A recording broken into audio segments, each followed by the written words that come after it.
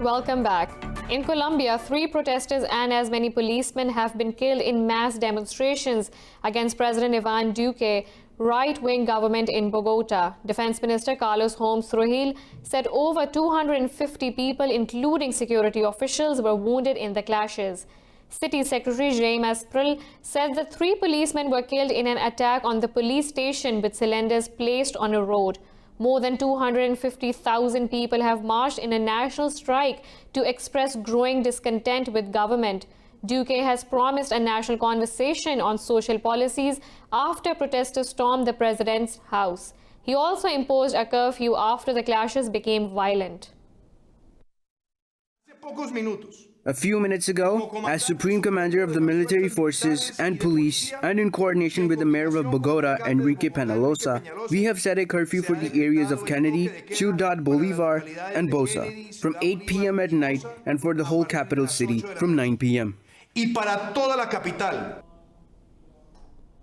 In Algeria, tens of thousands of protesters have rallied in Algiers and other cities to push December's presidential election to be cancelled. The demonstrators in central Algiers chanted anti-army slogans as they marked the 40th week of the nationwide movement. With 3 weeks to go before the vote for a new president, protests are becoming more frequent. The demonstrators want figures from the ruling class to step aside and end to corruption, and for the military to leave politics. The protesters reject the planned election, saying it cannot be free or fair while the military and the ruling hierarchy retain power.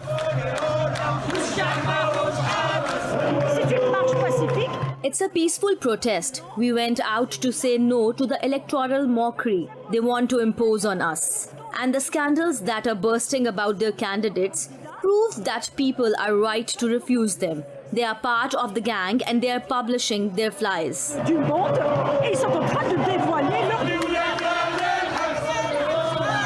The 5 presidential candidates are all senior officials under former President Abdulaziz Bouteflika, who stepped down in April.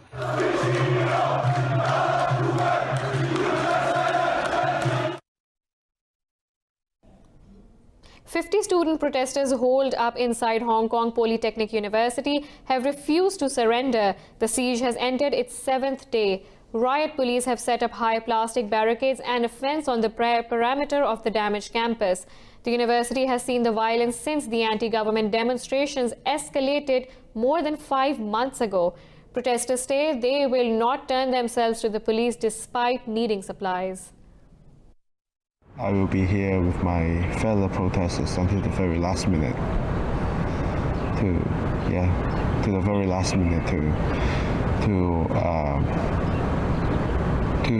do what is right, and the message will be clear that we will never surrender. In Iraq, security forces have killed 4 protesters and wounded 22 others in the capital city of Baghdad. People were protesting against corruption and unemployment at the Ahrar Bridge when police fired tear gas and live rounds. Nearly 300 people have been killed since anti-government protests began last month. Iraq's top cleric Ayatollah Ali al-Sistani has urged politicians to speed up the reforms of electoral law. Speaking in Karbala, Sistani said the changes will help end the country's political crisis. Iran says it has detained around 100 protest leaders following demonstrations across the country after a sudden rise in oil prices. Iran's judiciary spokesperson Ghulam Hussein Ismaili said the Revolutionary Guards identified and arrested the individuals. Talking in Tehran, the spokesperson said the unrest has ended and calm has been restored in the country. He said it was achieved by separating rioters from common people and the special efforts by the security forces. Last week, the Iranian government suddenly increased petroleum prices, provoking nationwide protests and demonstrations. The United States has imposed sanctions on Iran's information minister for his alleged role in the internet blackout during fuel price protests. The Treasury Department says the sanctions will freeze any property he owns under United States jurisdiction. Treasury Secretary Steven Mnuchin says Iran blocked internet services to quell anti-government protests. President Donald Trump has also accused Iran of blocking the internet to cover up death and tragedy resulting from the protests. Last week, Iran's government blocked the internet after 5 people were killed during violent demonstrations. The authorities have partially restored internet services in some provinces. Pentagon says the U.S. forces have lost an unarmed drone aircraft over Libya. In a statement, the Defense Ministry said the aircraft was reported missing in UN-recognized government's territory in Tripoli. Pentagon said the U.S. Africa Command conducts drone operations to assess the ongoing security situation. No reason was given for the loss, and the Africa Command said it was under investigation. The drone loss comes a day after forces loyal to Libya's rebel strongman Khalifa Haftar said they shot down an Italian drone in western Libya. In September, the U.S. command conducted several airstrikes against the Libyan ISIS force and claimed it killed dozens. Russia says Syria's constitutional committee should not be burdened with artificial deadlines or the demands of other countries. In a UN Security Council meeting, Russia's Dmitry Polyansky said it is unacceptable for one party to impose targets. Polyansky said no side should put forward requirements for concessions in negotiations. He said the fundamental principles of the committee are enshrined in UN Security Council Resolution 2254. This is meant to promote a political process owned and implemented by Syrians themselves. Meanwhile, the UN Special Envoy for Syria, Geir Pedersen, said he will soon meet with Russian Foreign Minister Sergei Lavrov. A Palestinian man has succumbed to his wounds he sustained during recent Israeli airstrikes on Gaza. Palestine's health ministry said 8 members of his family were killed when Israeli forces attacked his home last week. Israel killed over 36 Palestinians during the 3-day-long attack. In Israel, thousands of people are rallying against Prime Minister Benjamin Netanyahu in Tel Aviv after he was indicted on corruption charges. They are calling for the Prime Minister to leave office and face trial in the courts. This year brings the political downfall for Israel's longest-serving Prime Minister, Benjamin Netanyahu. He's being charged with bribery and fraud, and a legal battle is awaiting Netanyahu in 2020. But before that, he'll have to deal with protesters demanding his resignation. We're demanding from Benjamin Netanyahu to leave office and let us rebuild our nation and our country.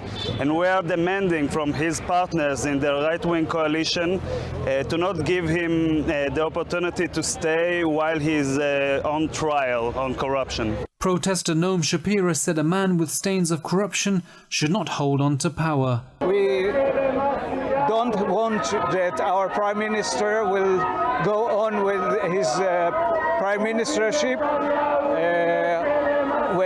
when he has legal accusation against him. Netanyahu has refused to step down and dubbed charges against him as politically motivated. It's the first time in Israel's history that a Prime Minister has been charged with a crime. The UN envoy for Yemen says the number of government coalition's airstrikes against Houthi rebels has dropped by 80% in the last 2 weeks. Martin Griffiths told the UN Security Council the de-escalation is a move towards a ceasefire in the country. He said Yemen's security situation is changing. The coalition and rebels are holding informal talks to end the 5-year war. The conflict dates back to 2014 when the Houthis overthrew President Rabu Mansour Hadi's government in Sana'a. Since then, the coalition has carried out thousands of airstrikes against the rebels. Lebanon's Hezbollah has accused the United States of meddling in the formation of a new Lebanese government. In an interview, Hezbollah deputy leader Sheikh Naim Qassem said Washington wants a government of its own choice in Beirut. He said the political crisis will continue until foreign forces stop interfering. Meanwhile, protesters held a mock parade to mark Lebanon's 76th independence anniversary. The protesters have demanded the resignation of the president and the entire government setup over corruption. The United States says trade ties with Pakistan are set to hit a new record this year. In a statement, White House Deputy Press Secretary Judd Deary said investment and people-to-people ties will also see new heights. The Deputy Secretary also said both countries have reaffirmed commitment for a stronger relationship. Earlier, Pakistan's Prime Minister Imran Khan and US President Donald Trump agreed to work together for peace in Afghanistan. In a telephone conversation, both discussed restarting of Afghan peace process and current crisis in occupied Kashmir. In the United States, highlighting humanitarian crisis in occupied Kashmir, Congresswoman Rashida Tlaib has introduced a resolution in the Congress. In a tweet, Tlaib says she has introduced Resolution 724 to condemn the inhumane abuses in the occupied valley. The resolution says India has taken an illegal action without consulting Kashmiris. It says that India has imposed curfew in the occupied territory, restricting freedom of expression, assembly and movement. The resolution further says India has arrested minors as young as 9, closed down mosques, harassed journalists and created healthcare crisis. The resolution has also asked the Indian government to end curfew, communications blackout and release of arrested politicians immediately. U.S. lawmakers have sought the White House to clarify its position on the Open Skies Treaty. In a letter, Congressmen Eliot Engel and Adam Smith wrote of their concerns to the National Security Advisor, Robert O'Brien. House representatives are warning the White House against keeping its plans secret from Congress. Engel and Smith also called on the administration to keep its commitment to its NATO allies. They said the pact plays an important role in maintaining Euro-Atlantic security. Earlier, the U.S. media said President Donald Trump was prepared to quit the agreement. The Open Skies Treaty allows the 34 member states to conduct mutual surveillance flights to boost military transparency. In northeast England, long-held party allegiances being reshaped by Brexit could trigger a political earthquake at next month's election. Britain's main opposition Labour Party could be hobbled by its nuanced position on the EU divorce deal. There's more on Brexit and the election in this report. After months of promising to run candidates in all 650 constituencies in December's UK election, Brexit Party leader Nigel Farage announced a change of plan on a visit to the coastal town of Hartlepool. The Brexit Party will not contest the 317 seats the Conservatives won at the last election. Farage said he wanted to avoid splitting the pro-Brexit vote with the Conservatives. The Brexit Party is still running here in Hartlepool, where Labour has held the seat since 1964. But the area's high unemployment and strong support for leaving the EU in the 2016 referendum is making some Labour voters reconsider their party loyalty. I was Labour all my life. I was a union woman. I was a very adamant person. But now it's that. But it's not just Leave voters who are rethinking their choices. Sam Gyimah was a Conservative MP who left the party over its support for Brexit. Now he's standing as a Liberal Democrat in a London seat that's currently held by Labour. He dismisses the idea that this could split the Remain vote and give an advantage to the pro-Brexit Conservatives.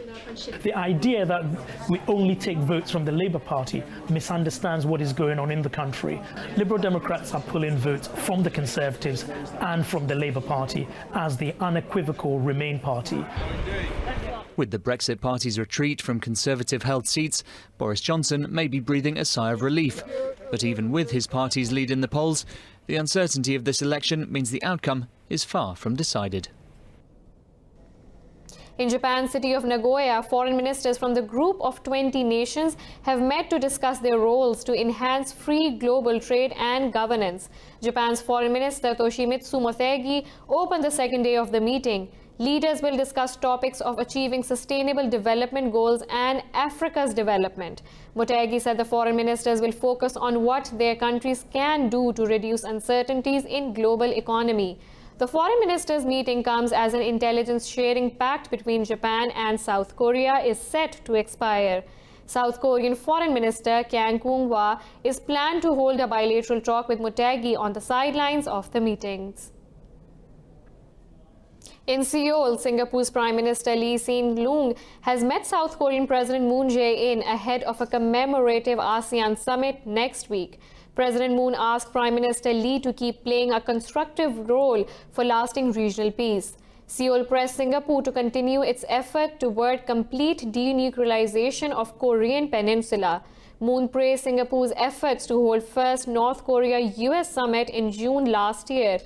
two-day South Korea Association of Southeast Asian Nations commemorative summit will be held in Busan starting from tomorrow. Moon and Lee plan to attend the two-day Busan Group Summit to be joined by the leaders of 9 other ASEAN member states. Earlier, Pyongyang refused to attend the summit and accused Seoul of harming ties by involving the U.S. in inter-Korean issues. Bolivia's interim government has filed a lawsuit against former President Evo Morales, accusing him of sedition and terrorism. Bolivian Interior Minister Arturo Morello filed the complaint with federal prosecutors in the capital, La Paz. This comes after the ex-president called on supporters to maintain blockades in the crisis-hit country. Morello said they want the maximum penalty for Morales. Interim President Jeanine Áñez called on protesters to lift their roadblocks around La Paz. Weeks of anti-government protests have caused food and fuel shortages in the capital. 3 fishermen have died after their boat capsized off the coast of Morocco. The Fisheries Department says 13 others are still missing while the search for survivors continues. The Fisheries Department says the boat left the port of Agadir in good condition with 16 sailors on board. They say it sank about 40 miles off the coast of Tantan and did not send a distress call. It further said everything is being done to search for the missing sailors. The United Nations says a spike in violence may harm efforts to stamp out Ebola in Congo. Over 40 people have been killed in communal violence in the last 2 weeks. The UN says health workers are finding it difficult to control the Ebola outbreak because of security problems. According to the health organization, 7 Ebola cases were reported last week in Congo. More than 2,000 people have died from Ebola since August last year. The UN has called the situation one of the world's most complex humanitarian crises.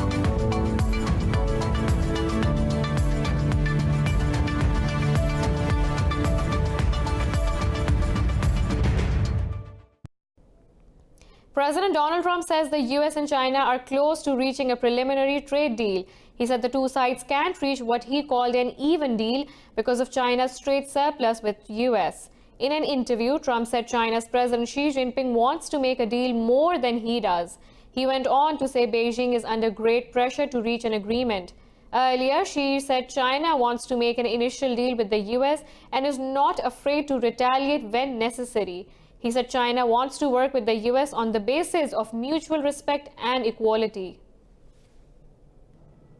South African Airways has signed a deal with its staff to end a week-long strike against job cuts. In a statement, the airline said the unions have agreed to call off the strike with immediate effect. As a part of the deal, the airline agreed to increase workers' salaries by 6%. The airline will restore its full flight schedule over the weekend. The debt-ridden airline has failed to make a profit since 2011.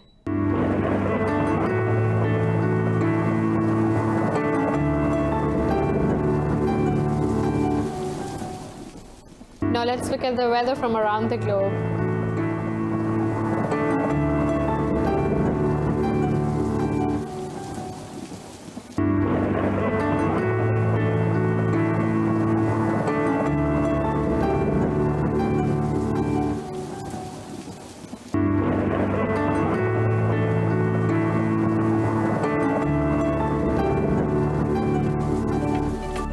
This is all for now. For the latest updates, you can follow us on social media at indus.news.